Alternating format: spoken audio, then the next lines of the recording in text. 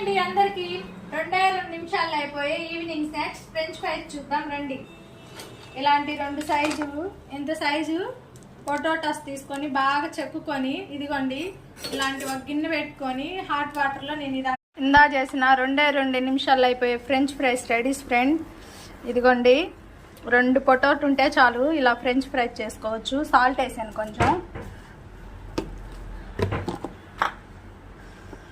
కొంచెం కారం వేసి ఇవన్నీ ఒకసారి మనం కలుపుదామండి.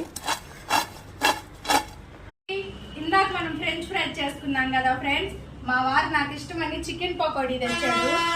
రోజు నేను వచ్చేసరికి మా వారు ఇంట్లో ఉంటే నా కోసం చికెన్ పకోడీ తెస్తాడు ఫ్రెండ్స్. ఇదిగోండి మనం ప్రిపేర్ చేసుకున్న ఫ్రెంచ్ ఫ్రైస్ ఈ టమాటా కెచప్లో వేసుకొని ఈ టీ తాక్కుంటూ మనం తింటే సూపర్గా ఉంటుందండి. మీరు ఒకసారి ట్రై చేయండి.